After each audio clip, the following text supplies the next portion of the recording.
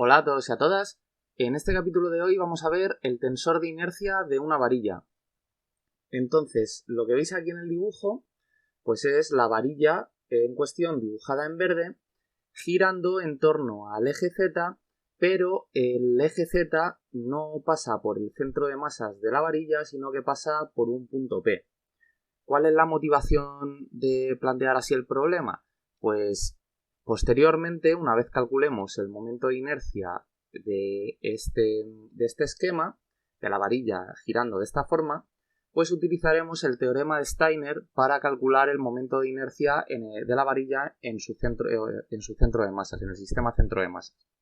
Para que veáis que el teorema de Steiner o de los ejes paralelos pues puede usarse para un montón de cosas aparte de para lo que es obvio, ¿vale?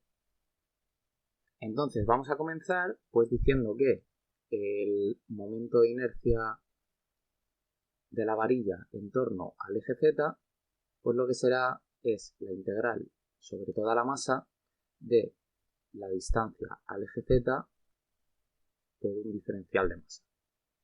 Vale.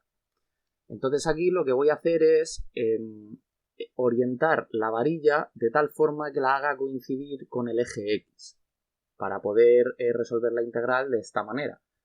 Lo que vamos a hacer ahora es introducir la función densidad, que como la varilla vamos a considerarla unidimensional y de longitud L, pues entonces lo que será es la función densidad lambda, que es la letra que se le otorga a las densidades lineales.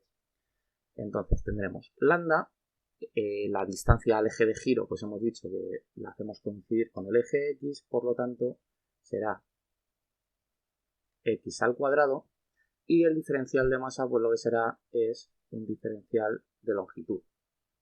Lo que pasa que de igual forma, como estamos en el eje X, pues este diferencial de longitud es un diferencial de longitud en X. Y esta integral entonces irá desde 0, vamos a decir que el punto P está en el 0, 0 o en el 0, 0, 0, hasta la longitud de la varilla. Vale, pues nada, esta integral veis que es súper fácil porque sacando lambda fuera, que vamos a definirlo como constante, pues lo que tenemos es la integral de x al cuadrado diferencial de x. Eso ya sabemos que es x al cubo entre 3 entre 0 y L. Entonces en 0, en el límite inferior, se anula, y en el límite superior pues lo que tenemos es lambda L al cubo entre 3. Me vengo por aquí abajo. Como la densidad lineal, pues lo que va a ser es la masa entre la longitud, pues lo ponemos, y aquí tenemos longitud al cubo entre 3, se nos cancela esta L de aquí con un exponente, y obtenemos que el momento de inercia de una varilla girando en torno al eje Z, y siendo este eje 1 tal que pasa por un extremo de la varilla, pues tenemos que esto es la masa por la longitud de la varilla al cuadrado entre 3. Vale, pues una vez tenemos esto, este momento de inercia, ya visteis en el capítulo del tensor de inercia, que la matriz del tensor pues depende del punto en el que esté el sólido. O sea, el punto donde nosotros queramos calcular las componentes de esa matriz. Vale. Pues cuando buscáis en internet la matriz del tensor de inercia o los momentos de inercia de cada uno de los objetos típicos que se suelen poner, que son los más simétricos que hay, pues esos números siempre están calculados en el sistema centro de masas. Pero nosotros ahora el momento de inercia que acabamos de calcular obviamente no está en el centro de masas.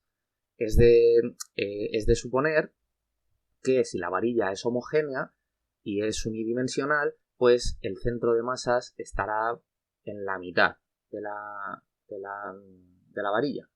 Entonces vamos a calcular, que va a ser muy rapidito, la posición de este centro de masas y luego con el teorema de Steiner calcularemos el momento de inercia en el centro de masas.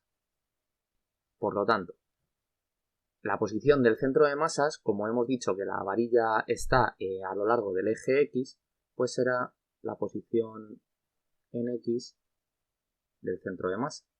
Esto ya sabemos que es 1 entre la masa por la integral sobre toda la masa de X diferencial de. Si aquí introducimos otra vez la función densidad, pues entonces tendremos lambda X diferencial de X. Y aquí, pues de 0 a L. Entonces igual, sacamos lambda fuera de la integral porque la definimos como constante, 1 entre la masa sigue estando aquí, y tenemos la integral de X diferencial de X entre 0 y L. Entonces esto lo que nos da es lambda m por X al cuadrado entre 2 evaluado entre 0 y L. Volvemos a sustituir la función densidad lineal por la masa entre la longitud. Teníamos aquí, bueno, voy a ponerlo separado, 1 entre la masa por la densidad lineal, que es la masa entre la longitud, y aquí nos queda, pues eso, igual que antes, cuando lo evaluemos en 0, esto se anula y solo sobrevive al evaluarlo en L. Por lo tanto, L al cuadrado entre 2. Pues ahora se nos cancela la masa con la masa, está L con este cuadrado, y nos queda que la posición del centro de masas pues está en la mitad de la longitud de la varilla, como es lógico e intuitivo. Entonces ahora, como os decía, por el teorema de Steiner, que lo que nos dice es que el momento de inercia, pues como estamos usando el eje Z, pues vamos a ponerlo, que el momento de inercia en torno al eje Z, teniendo en cuenta que va a haber dos ejes que son paralelos, que ahora os diré cuáles en el dibujo, pues lo que es la masa por la distancia al cuadrado entre esos dos ejes, la masa del objeto, digo, más el momento de inercia del objeto calculado en el sistema centro de masas. Entonces, lo primero aquí, pues, ¿cuál es el momento de inercia este de aquí? Pues ese es el que nosotros hemos calculado. Es este. La masa del objeto, pues, será la que sea, y esta distancia al cuadrado, pues lo que va a ser es la distancia entre este eje, donde nosotros hemos calculado nuestro primer momento de inercia, y un eje paralelo que pase por el centro de masa. Pues si hemos dicho que el centro de masa va a ser un punto que más o menos esté por la mitad de la varilla, o sea, por aquí, este va a ser el centro de masas, pues entonces un eje que pase por aquí será más o menos, a ver que lo dibuje bien, este, ¿vale?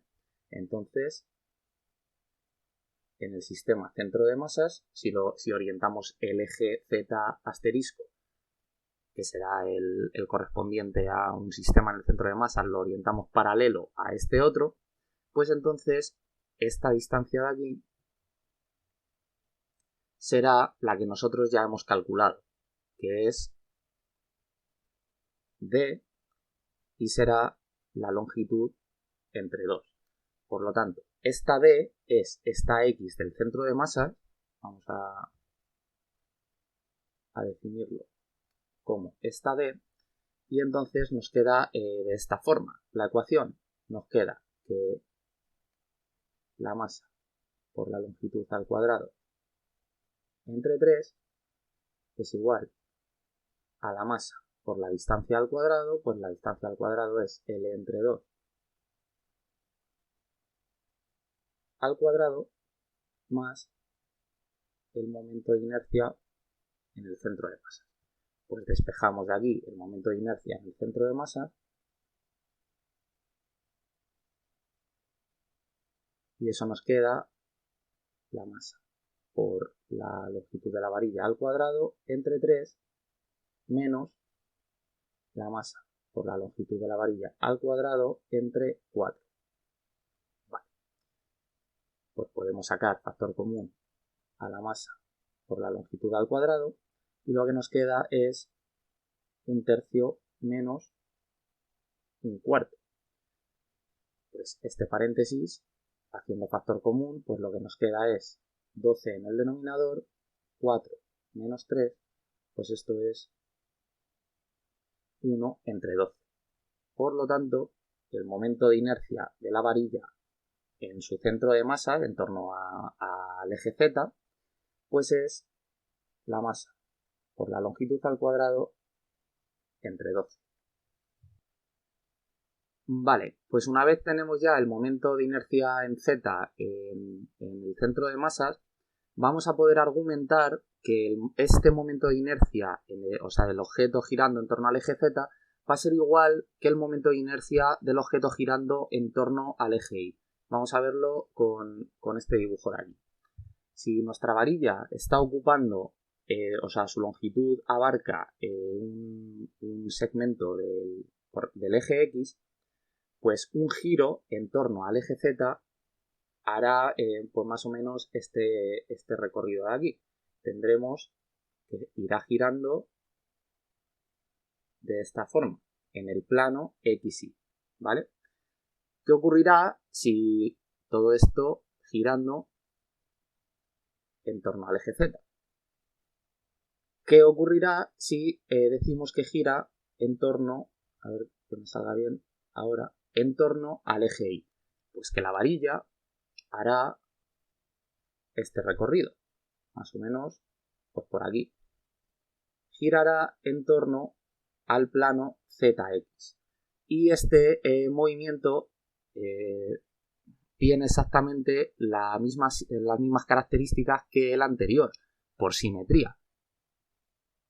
Por lo tanto, argumentamos que este momento de inercia va a ser igual al correspondiente en Y, en el centro de masa. Vale, pues vamos ahora con el giro en torno al eje X. O sea, en torno a este eje de aquí. Vale, pues si lo que hemos definido es que la varilla es unidimensional, lo que significa es que la varilla es el mismo eje X. ¿Qué quiere decir eso? Pues que la varilla solo se extiende en esta dimensión, en la dimensión X. Por lo tanto, un incremento de longitud en Y será 0 y un incremento de longitud en Z será 0. Lo que quiere decir que no podemos definir una distancia al eje de giro siendo este eje de giro el eje X. Pues precisamente porque el objeto no se extiende en la dirección Y y en la dirección Z. Por lo tanto, no puede rotar en el eje X y esto implica que dicho momento de inercia pues va a ser 0. Vamos a ir ahora con los productos de inercia que vais a ver que también son muy facilitos precisamente por esta condición que se nos plantea debido a cómo hemos impuesto nosotros el problema inicial. Vamos a ir con el producto de inercia en XY, que esto es la integral sobre toda la masa de menos XY diferencial de masa. Solo existe masa de la varilla, o sea, el diferencial de masa solo es distinto de 0 cuando la Y es igual a 0. O sea, en el origen de coordenadas del centro de masas, pues en Y igual a 0 existe un trocito de masa de la varilla. O vamos a verlo aquí. Aquí se ve mejor, ¿vale?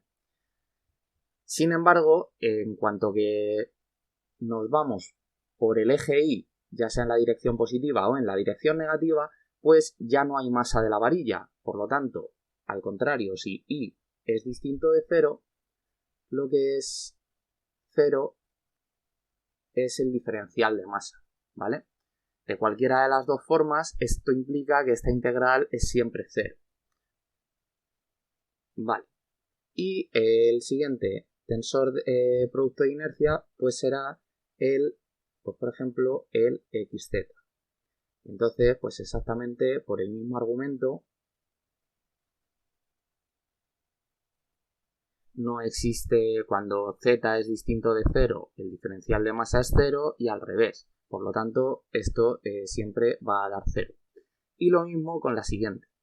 La siguiente que es la iz, pues será la integral sobre toda la masa de iz, perdón, de menos iz diferencial de masa y vuelve a pasar exactamente lo mismo. Por lo tanto, esta de aquí también es 0.